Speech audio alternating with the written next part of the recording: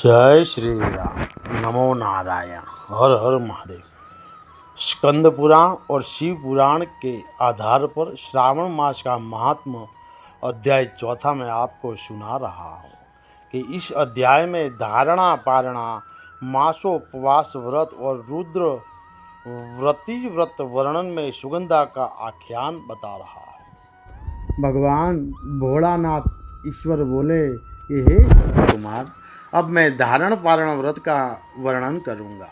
प्रतिपदा के दिन से आरंभ करके सर्वप्रथम पुण्य हवाचन कराना चाहिए। इसके बाद मेरी प्रसन्नता के लिए धारण पारण व्रत का संकल्प करना चाहिए। एक दिन धारण व्रत करे और दूसरे दिन पारण व्रत करे। धारण में उपवास तथा पारण में भोजन होता है।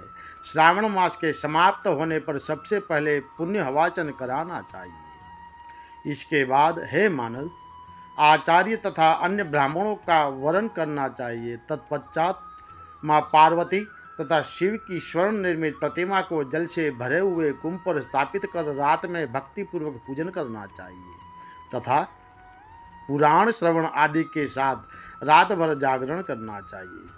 प्रातःकाल अग्निस्थापन करके विधि पूर्वक होम करना चाहिए। त्र्यंबकम इस मंत्र से तिल मिश्रित भात की आहुति डालनी चाहिए। इस प्रकार शिव गायत्री मंत्र से धृत मिश्रित भात की आहुति डाले और पुनः षडाक्षर मंत्र से खीर की आहुति प्रदान करे। तदनंतर पूर्णाहुति देकर होम शेष का समापन करना चाहिए। इसके बाद में ब्राह्मणों को भोजन कराना चाहिए तथा साथ ही आचार्य की पूजा करनी चाहिए। हे महाभाग, इस प्रकार से उत्थापन संपन्न करके मनुष्य ब्रह्म हत्या आदि पातकों से मुक्त हो जाता है, इसमें कोई संदेह नहीं है। अतः एवं इस महाव्रत को अवश्य करना चाहिए। हे मुने, अब श्रवण मास में मास उपवास की विधि को आदर पूर्वक सुनिए। प्रतिपदा के दिन प्रातःकाल इस व्रत का संकल्प करे। स्त्री हो या पुरुष मन तथा इंद्रियों को नियंत्रित करके इस व्रत को करे। अमावास्या तिथि को लोक का कल्याण करने वाले वृषध्वज शंकर की अर्चना पूजा षोडशोपचारों से करे। तदनंतर अपनी सामर्थ्य के अनुसार वस्त्र तथा अलंकार आदि से ब्राह्मणों का पूजन करे, उन्हें भोजन कराए तथा प्रणाम करके विदा करे। इस प्रकार से किया गया मास उपवास व्रत मेरी प्रसन्नता कराने वाला होता है। हे सनंद कुमार, मनुष्य को सभी सिद्धियां प्रदान करने वाले लक्ष्य संख्या परिमित रुद्रवती व्रत के विधान को सावधान होकर सुनिए। अत्यंत आदर पूर्वक कपास के 11 तंतुओं से बतिया बनानी चाहिए। वे रुद्रवती नाम वाली बतिया मुझे प्रसन्न करने वाली होती है। मैं श्रावण मास में भक्ति पूर्वक डिवोन के देवी गौरीपति महादेव का इन 1 लक्ष संख्या वाली बतियों से निराजन करूंगा। इस प्रकार श्रावण मास के प्रथम दिन विधि पूर्वक संकल्प करके महीने भर प्रतिदिन शिवजी का पूजन कर 1000 बत्तियों से निराजन करे और अंतिम दिन 71,000 बत्तियों से निराजन करे अथवा प्रतिदिन 3000 बत्तियाँ आदर पूर्वक अर्पण करे और अंतिम दिन 13,000 बत्तियाँ समर्पित करे अथवा एक ही दिन में 1,00,000 बत्तियों से मेरे समक्ष जलाइए। प्रचुर मात्रा में धूप में भिगोई जो स्निग्ध बत्तियाँ होती है वे मुझे प्रिय है। तत्पश्चात मुझ विश्वेश्वर का पूजन करके कथा श्रवण करे। सनत कुमार बोले, हे देवादिदेव, हे जगन्नाथ, हे जगत का आनंददायक कारक, कृपा करके आप मुझे इस व्रत का प्रबंध बताइए। हे प्रभु, इस व्रत को सर्वप्रथम किसने किया था तथा इसके उत्थापन में क्या विधि होती है? ईश्वर बोले, हे ब्रह्मपुत्र, व्रतों में उत्तम इस रुद्र व्रत में विषय में सावधान होकर सुनिए। यह व्रत महापुण्य पद, सभी उपद्रवों का नाश करने वाला, प्रीति तथा सौभाग्य देने वाला, पुत्र पौत्र समृद्धि प्रदान करने वाला, व्रत करने वाले के प्रति शंकर जी की प्रीति उत्पन्न करने वाला तथा परम पद शिवलोक को देने वाला है। तीनों लोकों में इस रुद्रवती के समान कोई उत्तम व्रत नहीं है। इस संबंध में लोग यह प्राचीन दृष्टांत देते हैं कि क्षिप्रा नदी के रम्य तट पर उज्जैनी नामक सुंदर नगरी थी। उस नगरी में सुगंधा नामक एक परम सुंदरी वीरांगना थी। उसने अपने साथ संसर्ग के लिए अत्यंत दुसह शुल्क निश्चित किया था। 100 स्वर्ण मुद्रा देकर संसर्ग करने की शर्त रखी थी। उस सुगंधा ने युवकों तथा ब्राह्मण को भ्रष्ट कर दिया था। उसने राजाओं तथा राजकुमारों को नग्न करके उनके आभूषण आदि लेकर उनका बहुत तिरस्कार किया था। इस प्रकार उस सुगंधा ने बहुत लोगों को लूटा था। उसके शरीर की सुगंध से कोस भर का स्थान सुगंधित रहता था। वह पृथ्वी तल पर रूप लावण्य और क्रांति की मानव निवास स्थली थी। वह 6 रागों और 36 रागिनियों के गायन में तथा उनके अन्य बहुत से वेदों की भी गान क्रियाओं में अत्यंत कुशल थी। वह नृत्य में रंभा आदि देवांगनाओं को भी तिरस्कृत कर देती थी और अपने एक एक पग पर अपनी गति से हाथियों तथा हंसों का उपहास करती थी।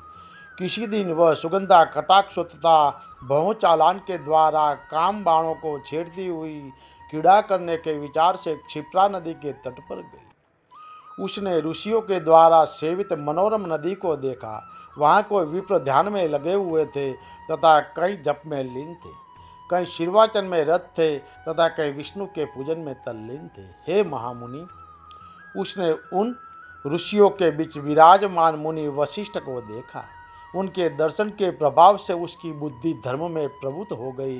जीवन तथा विशेष रूप से विषयों की उसकी विरक्ति हो गई। वह अपना सिर झुकाकर बार बार मुनि को प्रणाम करके अपने पापों की निवृत्ति के लिए मुनि श्रेष्ठ श्री वशिष्ठ जी से कहने लगी। सुगंधा बोली, हे अनाथ के नाथ, हे विपेंद्र, हे सर्व विद्या विशारद, हे योगीश, मैंने बहुत से पाप किए हैं। अतः हे प्रभु, उन समस्त पापों के नाश के लिए मुझे कुछ उपाय बताइए। ईश्वर बोले कि हे सनत कुमार, उस सुगंधा के इस प्रकार कहने पर वे दीनवत्सल मुनि श्री वशिष्ठ अपनी ज्ञान दृष्टि से उसके कर्मों को देखकर जानकर आदरपूर्वक कहने लगे। वशिष्ठ जी बोले, तुम सावधान होकर सुनो। जिस पुण्य से तुम्हारे पाप का पूर्ण रूप से नाश हो जाएगा, वह सब मैं तुम्हें अब कह रहा हूँ। हे भद्रे, तीनों लोकों में विख्यात वाराणसी में जाओ। वहाँ जाकर तीनों लोगों में दुर्लभ महान पुण्य देने वाले तथा शिव के लिए अत्यंत प्रीतिकर रुद्रवती नामक व्रत को उस क्षेत्र में करो। हे भद्रे, इस व्रत को करके तुम परम गति प्राप्त करोगे। ईश्वर बोले। तब उसने अपना धन लेकर सेवक तथा मित्र सहित काशी में जाकर वशिष्ठ के द्वारा बताए गए विधान के अनुसार व्रत किया।